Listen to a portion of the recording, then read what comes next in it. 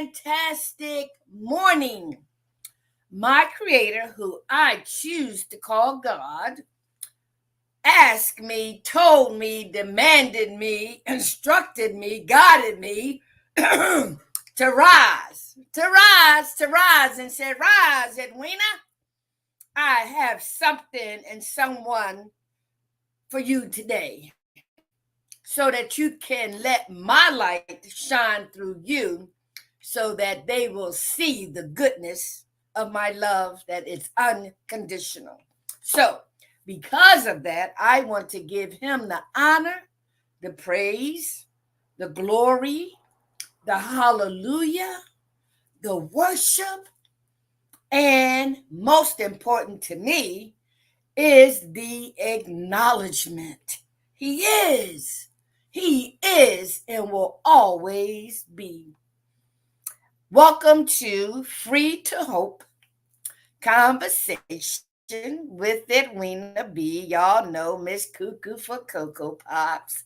I am so glad that y'all love me, that y'all accept me just the way I am, because truth be told, I can't be no other way. I tried, I used to be, but guess what? It was phony, it was false, it was pretentious, and guess what? They were all masked. And when I had my one and only knee bowing experience underneath that parked car, I took all those masks off and cried out to a God that I didn't know, y'all. I didn't know him. I heard about him, but I didn't know him for myself. I was taught he was a punishing God. And so I just thank God, who I have a personal relationship with, who I am in love with, and who I love, because without him, there would be no me. And so I just want to just praise him, and I do all day long. Lord, I love you. I love you. I love you. People see me, there she go again. Lord, I love you. At work, Lord, I love you. My clients, Lord, I love you. Right at church, Lord, I love you. Listen, they may be making fun of me, but it's okay, because I know why I say it. And the reason why I want to say it, because it is true. It is authentic and transparent as it can be.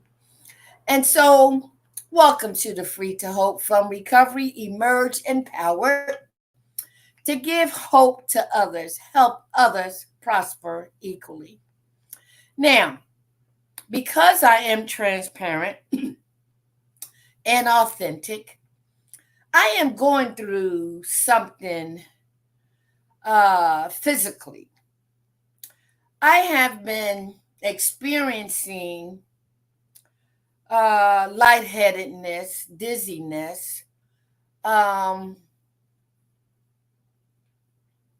yeah, and it happens when I'm laying down, when I'm turning over, when I'm bending over, when I'm walking, and I even have a little bit of it now, right?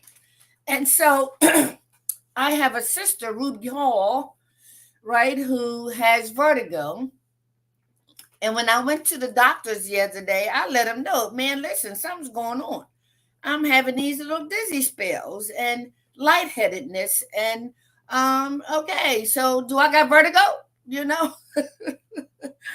So he checked my heart and he said no. And then I said, well, what is it? And he do what he do. He say what he say. In other words, he said, don't worry about it. I said, all right, don't worry about it. Okay.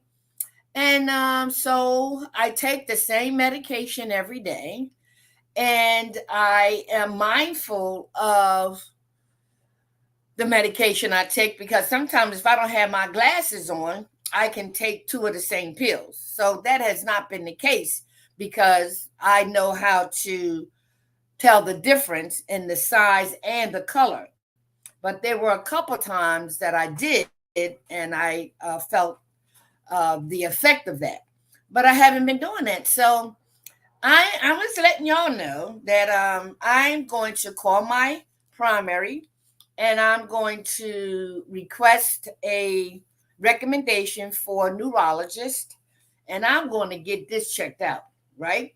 And it just started happening maybe about mm, 2 weeks ago, and off and on, and here since like I'm feeling it right now. You know what I mean? And if I cry, y'all, these are tears of joy, right? These are tears of joy. And the reason why they're tears of joy is because I'm not afraid to find out what's going on. I'm not afraid to ask my God to reveal to me what's happening.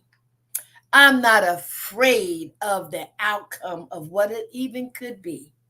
I listened to AJ Harding this morning, and it's all about faith. But I recognize something is not right. And I thank God that I can shed tears of joy, tears of faith, when in the storm and the unknown. But I have faith that whatever it is, my God has it all in control. Okay? So I just wanted to let y'all know right off the bat what's happening with me, even as I share with you this morning. And I'm not as energetic, but I'm energized. I'm not as animated, but I am. And because I am feeling something, going on.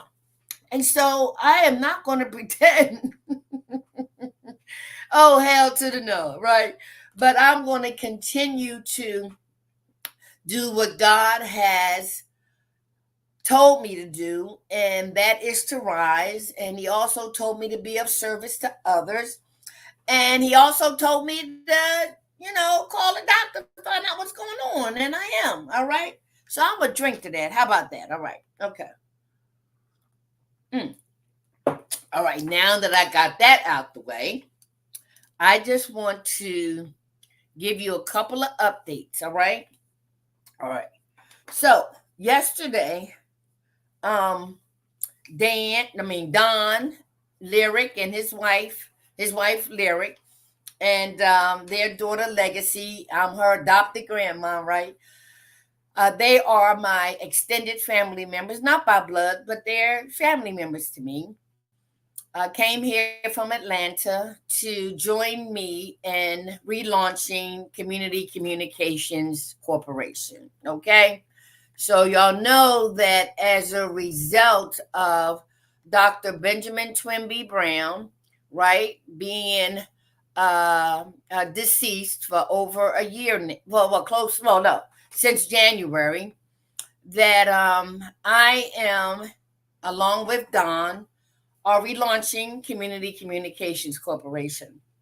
And so the beautiful thing about acknowledging the late Dr. Benjamin Trimby Brown, who is in the background right here, right, and on my screen, is that I would not be sitting here talking with you if it wasn't for God using him. Okay?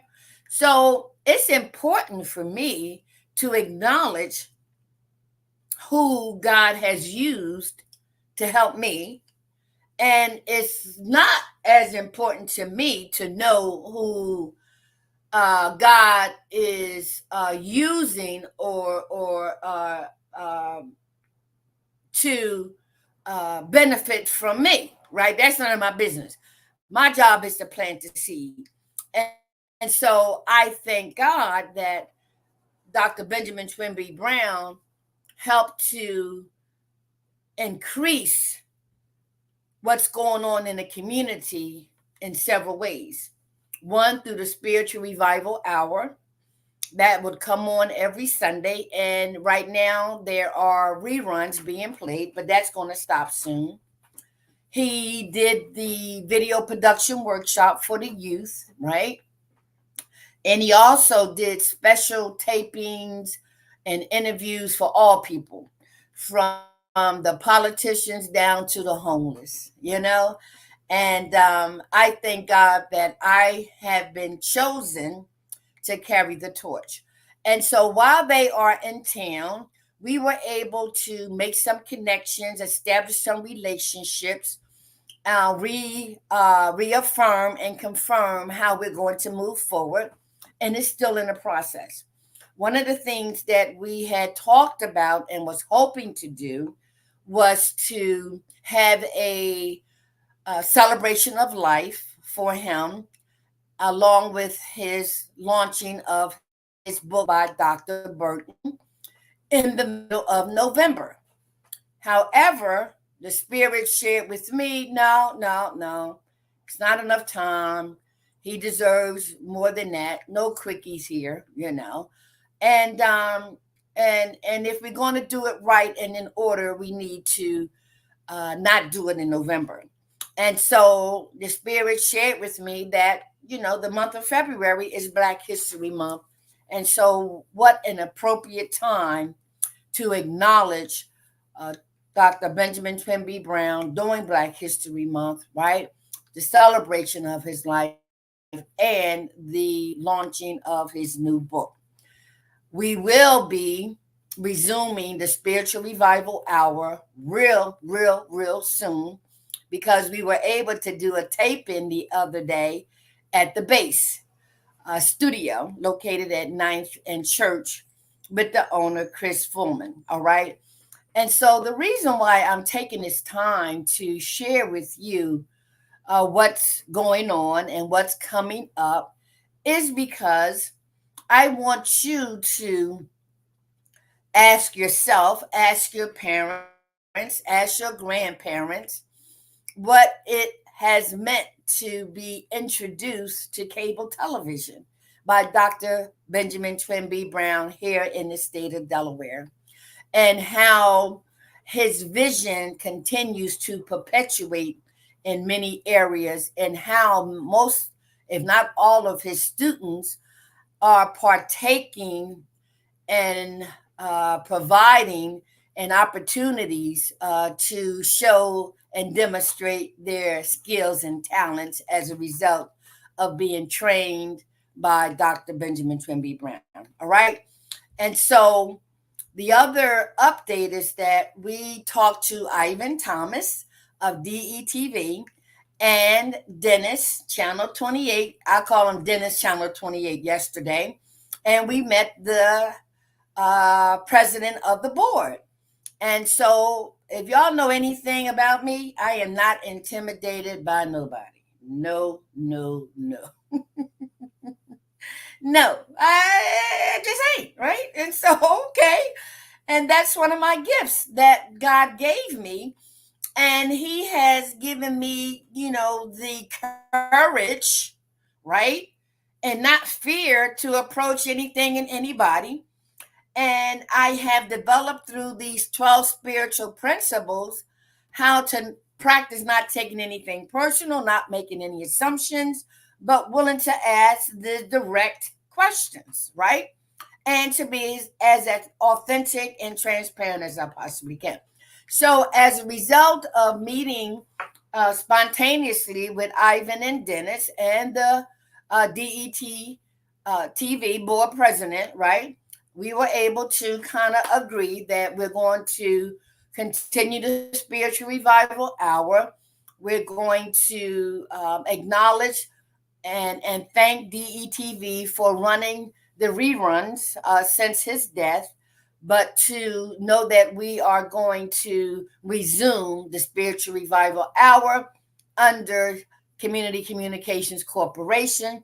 And you will hear during our recent taping that will show, I hope this Sunday, because I got money. I got money. I ain't worried about no money. Y'all should know me. I don't worry about no money. So, and the price is very very reasonable. So anyway, I just wanted to give y'all that update, okay? Because it's just vitally important for me to let you know that if you want to do something right, if you want to do something that's spiritually inspiring, then that means you have to let the spirit use you and not be forced to rush something that's the enemy wants you to fail and say, and so I'm not going to do that. And so I did talk to Don, and this time we will have 2 or 3 months to put together our fundraising strategy, start soliciting letters for sponsorship, and selling our ads, because we want to make the celebration of life for twin free to the public, you know? And so we want to have a 2 day event, one on a Saturday and one on Sunday at a church service, because that's what he did every Sunday on the spiritual revival hour. He presented songs of inspiration, consolation, meditation, and most importantly, education. Okay. And so I will keep you all posted, but I just wanted to take the time to let y'all know that community communications has been relaunched. And I'm prayerful that it can be shown this Sunday, if not next Sunday. And then subsequently, we will pre tape all of the um, shows that need to be shown on Channel 28. Now, we will also conduct live shows as well, but that will come at another time, and we want to be prepared for it. I also want to thank Tim Qualls of Positive Promotion, as well as Jim Turner from Gospel Reach Radio. All right. And so the two of them are working with Don and I to produce a, a proposal, if you will. And we're going to apply for the franchise for Channel 28, just the public side, okay? And one of the things that I shared with Ivan and Dennis, who already knew that, it's about partnership, it's about collaboration, it's not about competition. And so, even after sharing that, it says that whoever, we're still going to work together. So, that alleviated a lot of unnecessary stress, projection, assumptions, and all that crazy mess. Okay. So look forward to the relaunch of community communications, the spiritual revival hour, and more with my director of operations and productions, Don Thomas, and his wife, Lyric Thomas. All right. So let's get to our topic today. All righty. Okay.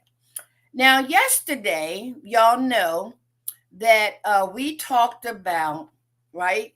Yesterday, we talked about daily monitoring, right? And so this is the month of October. It's the 10th month in the Alcoholics Anonymous Fellowship, where we concentrate all of our readings, particularly in the 12 steps and 12 traditions, but more importantly, in the daily reflection reading for AA. Okay. And so the month of October is focused on step 10 and tradition 10. All right. And so step 10 says continued to take personal inventory, and when we were wrong, promptly admitted it. Right. And so yesterday's topic was daily monitoring. Right. we would we were asked to monitor our thinking, monitor our behavior, monitor our reaction, monitor our responses, right? And so daily is the key word. And one of the things that I love about this fellowship that's spiritual in nature It's the fact that it reminds me that I'm only living in the moment. That right now is my only present, right? And so, as much as I want to project or go back to yesterday and evaluate tomorrow and all that kind of stuff, I need to live in the moment and be present in the moment. Because when our Creator gives us this day, one day at a time, He gives us this day. Give us this day our daily bread, right? And so, because we are born into a sinful world with a sinful nature, right? Based on what happened back in the day with Adam and Eve and all of that kind of stuff, right? But our Creator prepared for that. And therefore, He says we can have our heaven here on earth. However, it only must come when we have had or will have our one and only knee bowing experience that will bring us back to Him, because number one, we need Him, but eventually it will be like me, I want Him, right? And so it's the daily bread, the daily information that I've been learning for these past 34 years, and how to keep the focus on this day, this moment, and receive this present gift today. The fact that I'm alive, the fact that I'm breathing, the fact that I have use of my limbs, right?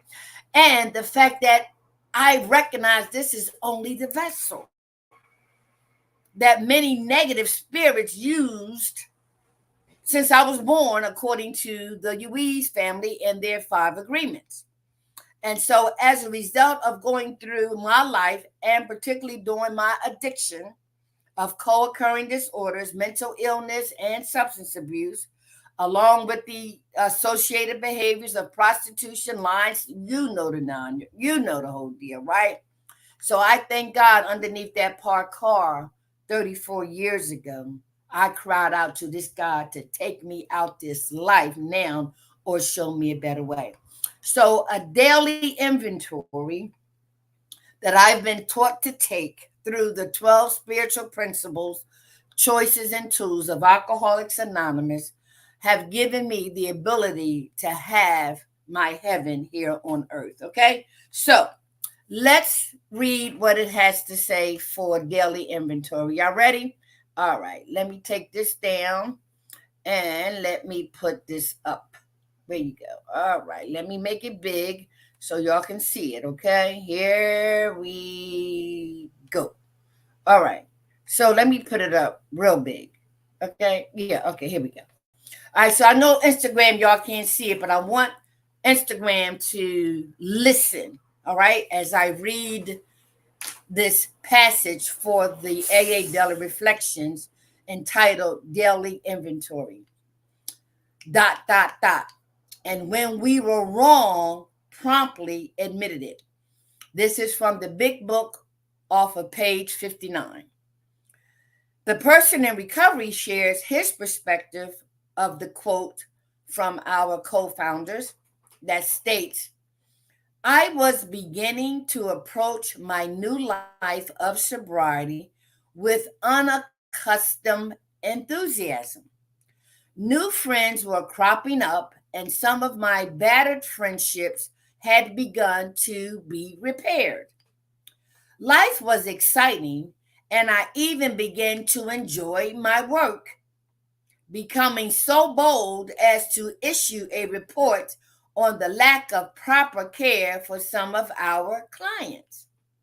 One day, a coworker informed me that my boss was really sore because a complaint submitted over his head had caused him much discomfort at the hands of his superiors. I knew that my report had created the problem and began to feel responsible for my boss' difficulty. In discussing the affair, my coworker tried to reassure me that an apology was not necessary. But I soon became convinced that I had to do something, regardless of how it might turn out. When I approached my boss and owned up to my hand and his difficulties, he was surprised. But unexpected things came out of our encounter, and my boss and I were able to agree to interact more directly and effectively in the future. Let's dissect this, baby. All right, okay. Check it out. All right, so let me give you the preview. All right, so an inventory was first introduced in step 4, right? So the first 3 steps says I can't, he can, and I'll make a decision to let him. And step 4 is the first tangible exercise that we do in our 12-step spiritual program within a 12-step fellowship. So it says, made a fearless and searching moral inventory of ourselves. Okay. And if you were like me, the only inventory I could relate to was taking the inventory in a store, never of my assets or liabilities. It didn't even connect. Okay. So, but I had, and it was suggested that I look at the inventory in stores, right? That I can compare. So when we take inventory stock in stores, we have some things that are outdated, some things that are rotten, some things that are new, some things that need to be reorganized, some things that need to be rebranded. Okay. And the whole purpose of the inventory and taking stock and doing the necessary adjustments is to improve productivity and um, and increase revenue, right? Make money, okay? And so when we serve the public, we have to be mindful that they will come in the store and they too will look at dates. They will examine this, they will examine that. They are taking inventory of our stock, right? So, wow, what an interesting parallel. Okay, so you're saying to me in step 4, made a searching and fearless moral inventory of ourselves. Yes, moral, inventory of ourselves, right? And so when I was instructed and it was suggested that I go to more step meetings to get a better understanding of the spiritual steps and to look for the opportunity for the spiritual transformation that it can and will provide and produce, right? And so I remember going to these 4th step meetings, and I would hear different people say how the 4th step was scary, how they was afraid of it, how they didn't want to do it, and I'm like, that's interesting. But I also heard how the 4th step was a breakthrough for some people, how it changed their life, how it provided them the opportunity to find out who they were and that they weren't bad people, they were sick people, and how the inventory helped them to change their perspective and their attitudes, not just about themselves, but just about everything in their lives, where those attitudes, ideas, and behaviors were first formulated by whom and what situation and what circumstances, right? And so in the 4th step, we were instructed to go all the way back to begin our inventory, okay? And so I did what was instructed, and I am the one who will let you know that it changed my whole perspective. Okay. And let me tell you what situation prompted my sponsor, who I still have today, to encourage me. Now it's time to do your fourth step. And it was during the time that my second late husband was dying. And she said, Edwina, this is a good time for you to do your fourth step, to find out what makes you tick, to find out your triggers, to find out how you became who you are, time to recognize your fears, all of that. It's time to take an inventory of yourself. And she provided me some guidelines because she said, once your husband do transition, you will be equipped with enough information to know that you don't have to drink, you don't need to drink, and it will give you what you need to carry on. Okay? Well, that was enough for me to start writing my inventory. Okay? And so I thank my sponsor, Georgia A. And she's been my sponsor for 34 plus years. And she was given to me, and I love her dearly. Now, in taking the moral inventory, being fearless and searching, meaning I had to evaluate every crack and cranny. I had to be willing to look at that onion and have this process peel away each and every one. And even though the onion is a product of our creator, right, we also know there are some effects of that onion. It makes you cry. Some people say it stinks, this and that, right? And that's the more inventory of that particular onion, right? And so the same thing happens within us. We have been plagued because of the fact that we are born into sin and we have a sinful nature, right? There are some character defects that need to be addressed, that need to be made aware of, and need to have the history of their formulation in one way, shape, form, or fashion. On the other hand, there is some good and assets in all of us. There's some bad and good and bad, right? And so taking that moral inventory, I needed to be fearless, and I needed to be to do a thorough search so that I can find out how I became the way I became, the liabilities and the assets. All right, and then steps 5 through 9 help me to deal with that. So now and step 10 is what they call the living step, right? Where we continue to take that inventory, right?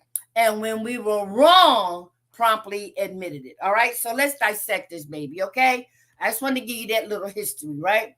So it says here, and when we were wrong, promptly admitted it. So let me ask you this question.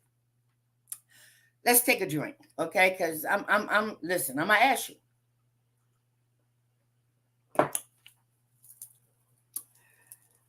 For those out there who's listening, you agree, don't you, that you have been wrong about something and somebody.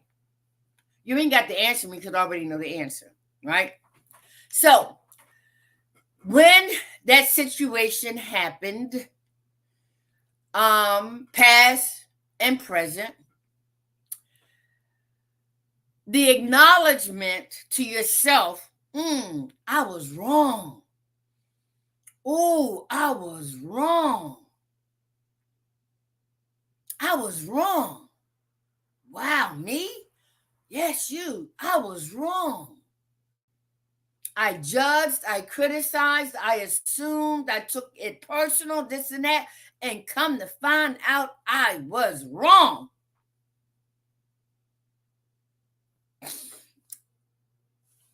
I'm gonna tell y'all something, right?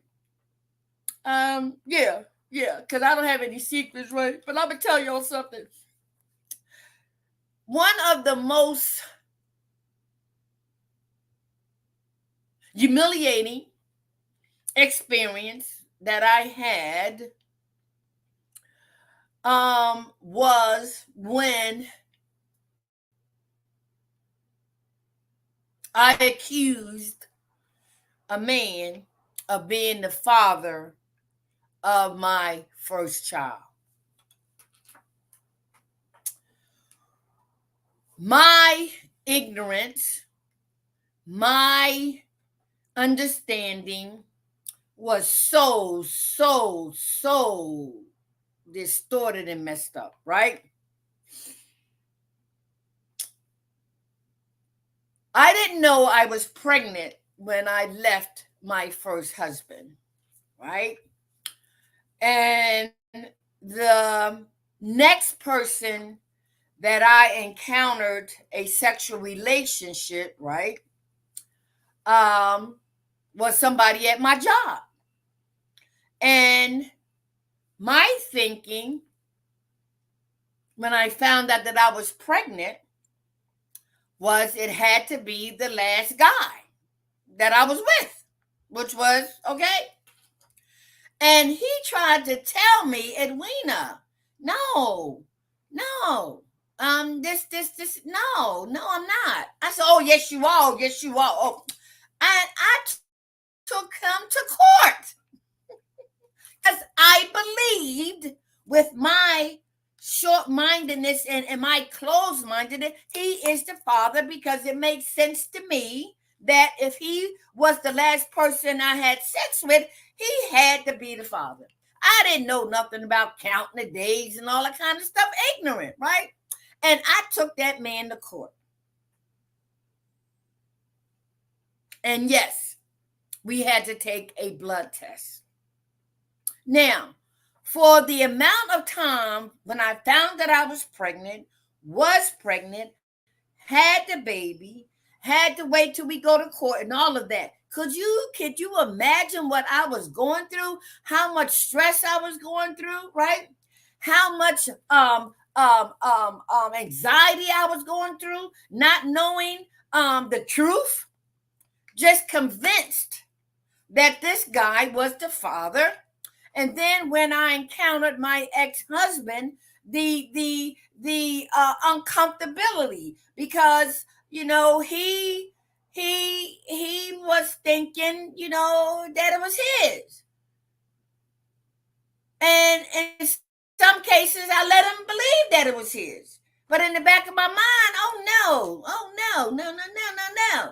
huh? Have you ever been through that? You know somebody who been through something like that? Yeah, okay. So, as a result of going through all of that and having the blood test, and the guy said, Edwina, I'm O and I'm positive B. There's no way. And I'm like, I don't care, B, C, D. I don't care. You the daddy.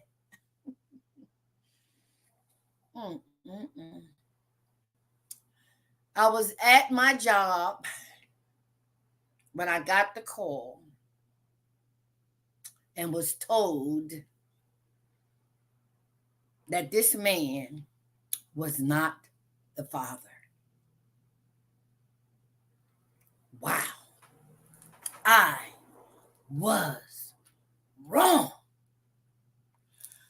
Woo. I was wrong.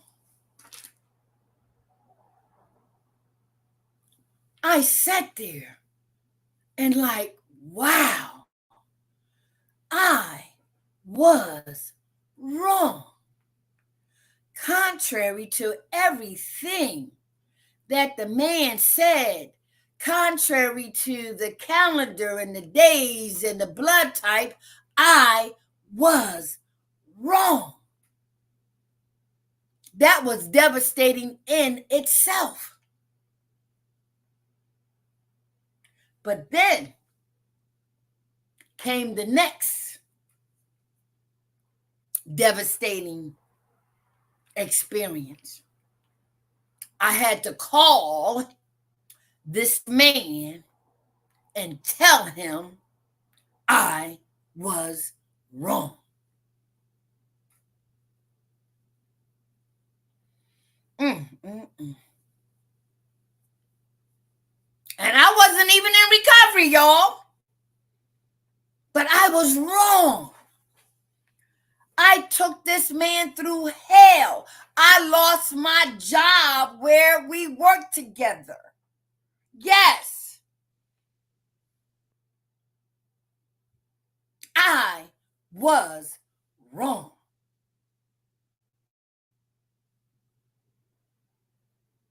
And I picked up the phone.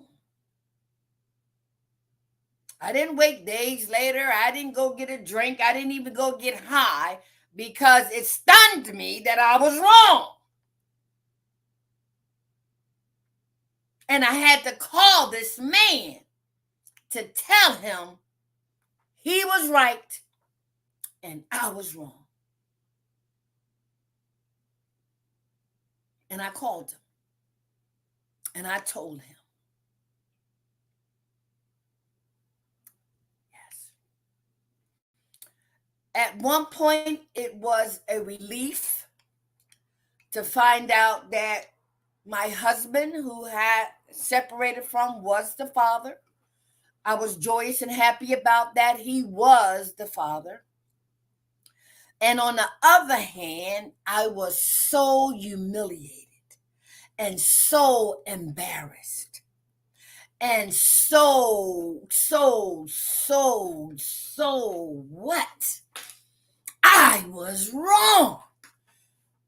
I was wrong. Mm, mm, mm. I was trying to save face and not my behind. I was wrong. Okay?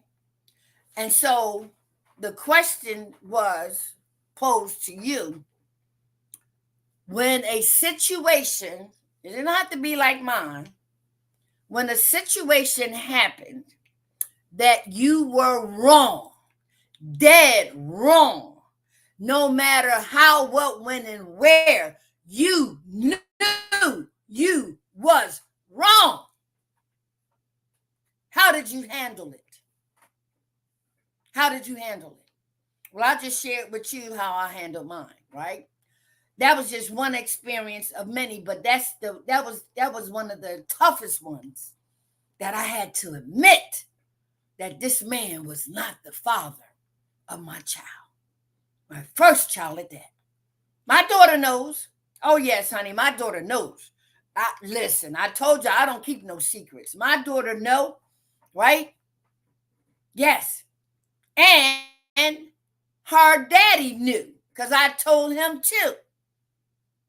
Once I found out the truth, oh yes, I told him too. All right. And so y'all get my drift. All right. So let's dissect this baby again. All right. I got some time. So he says, I was beginning to approach my new life of sobriety with unaccustomed enthusiasm. Right. Now, he said, I was beginning to approach my new life of sobriety with unaccustomed enthusiasm. You know, when I recognize that my God didn't take me out this life and that he is and will show me a better way. Yes, yes, yes, yes, yes, yes. I did not want to go back underneath that parked car. Hell no. So when I recognized that he kept me here, I was at awe and embraced this new way of life that he is preparing me for. Not getting with that, but getting with this. So yes, I can relate to that. All right. He also says here, right? New friends were cropping up, and some of my battered friendships had begun to be repaired. Okay. New friends were cropping up. My new friends became those who are in recovery from addiction, alcoholism, mental illness, okay, and all the associated behaviors. Because where I relocated to was Williamsport, Pennsylvania, from Philadelphia, PA. Right? When a team at the rehab said I needed to go away, not for 30 days, not for 60 days, not even for 90 days. They said, we suggest you go away for a year within a recovery community to help build the foundation that you need. I said, wow, a year is a long time. And they said, well, how long you been getting high? I say 14 years. And they looked at me and said, okay. I was like, yeah, you're right. Huh? So I was placed willingly, open-mindedly, and honestly, because I did not want to go back underneath that parked car. So I met some new friends, right? And the repair of battered friendships came later for me, right? But let me say that the battered relationship I had with my family, right, began to be repaired because I was in recovery, right? My family, my children was hoping that this was it because of all the damage I had caused throughout the years, right? And so the fact that I went away and was staying away, right? They began to see that I was getting better, and it repaired some of our relationship, particularly with my children and particularly with my mother and siblings. Okay. All right. So it didn't happen with friends until later. All right. So then he goes on to say, life was exciting, and I even began to enjoy my work, right? Becoming so bold as to issue a report on the lack of proper care for some of our clients. Now, I did the same thing, but I wasn't as far as he was, right? And so I remember, writing up the counselor in one of these rehabs because the way they was treating this person and that person. And I did not do what he did because he was in recovery and I wasn't. So I can identify with writing up the boss, right? All right. And so he goes on to say, right, and this is growth. One day, a coworker informed me that my boss was really sore because a complaint submitted over his head had caused him much discomfort at the hands of his supervisor. Okay, now for me, I think when I submitted my letter, they probably threw it in the trash. They probably didn't even read it. I don't know, but this particular guy, somebody read it and they called him in and he got reprimanded for it, right? And so, okay. And so the guy is saying, I knew that it was his report that he created the problem and began to feel responsible for his boss's difficulty. All right. So, when you do something, and how many of you have gone over somebody's head, you whatever, and that person got in trouble, and you didn't let them know you did it. And then when you found out that the person got in trouble, then you, like me, begin to feel guilty, right?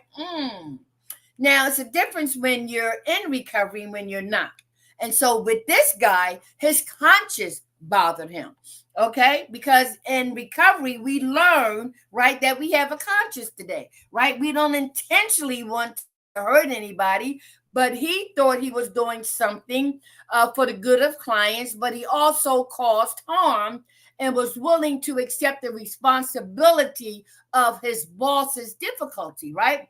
So he says here, right? I knew that my report had created the problem, right? And and began to feel responsible for his boss difficulty. In discussing the affair, my coworker tried to assure me that an apology was not necessary, right? And so, how many of us know we did something wrong, right? And we have somebody that we talk to about it, and they're saying, and we're saying, oh, I need to do something, and no, man, you good, you ain't got to apologize. No, no, no, that's that person's opinion, right? He wasn't feeling what you were feeling, right? That was his opinion. But we in recovery, we know when we feel something, and we wanted to accept our responsibility in any form of harm we had caused, right? Whether the person who it was against was wrong or right, it didn't matter. What mattered was we caused, right, difficulty or harm with another person. All right. So I'm glad he didn't listen to that person, because here it goes here, right? But I soon became convinced that I had to do something, regardless of how it might turn out. Oh my God. Now, similar to me telling this guy that he was not the father of my child, and I had to face it regardless of the consequences. Oh my God. Okay. I understand what he's saying, right? And so he says, when I approached my boss and owned up to my hand and his difficulty, he was surprised. Okay. But unexpected things came out of our encounter, and my boss and I were able to agree to interact more directly and effectively in the future. you see, you see, that's the difference between learning, applying the spiritual principles, using the tools and resources that are available, so that we can continue to have spiritual experiences that will bring about spiritual awakenings that will produce an unlimited amount of spiritual breakthroughs. Now, you've heard me share, and we read it, that pain and uncomfortability are our friends. Oh, yes, because it will let us know that there is still something wrong with us in one way, shape, form, or fashion, spiritually. Okay?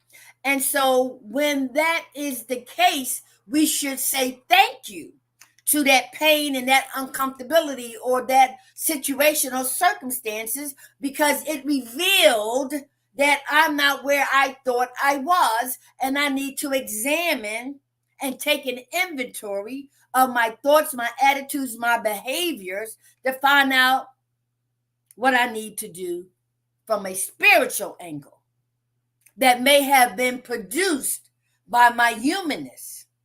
That makes sense? Okay? And so I just need to let y'all know, because it's time for me to go, that recovery, right, is the most beautiful thing that I have ever experienced, because of that knee bowing experience, which was very, very humiliating, but it was the best thing that could have happened to me. And so, on a daily basis, throughout the day, I am mindful, majority of the time, what I say, what I do, what I'm thinking. And if something don't feel right, or I did something and I need to correct it right away, this step helps me to do that. Continue to take inventory And when we were wrong, promptly admitted it. Huh? I'm so glad I am free. I am so glad that I am willing to be accountable and responsible for my past and present actions. That I ask myself this twofold question that will eliminate some of the madness. Edwina, is what you want to say, is what you want to do, is it going to feed the flesh or is it going to feed the spirit? And when I choose to feed the flesh, I'm going to cause some harm to myself and to others. And the question in recovery says, are you willing to admit it, embrace it, and then correct it? Yes, directly or indirectly, make amends, change the behavior, or approach that person and admit that I'm sorry. I apologize. I was wrong. Yes. Okay? I got the good. I love you. You love me. We are one big family with a great big hug. Look at my arm, y'all. And a kiss from me to you. Won't you say you love me too? I love you guys. And I'll give you an update with what's going on in my head because I'm going to call my primary and get an appointment to see a neurologist because something's going on. All right. But guess what? Doesn't matter to me. My spirit is with my God. My God is with me, and I have no fear. Face everything and recover.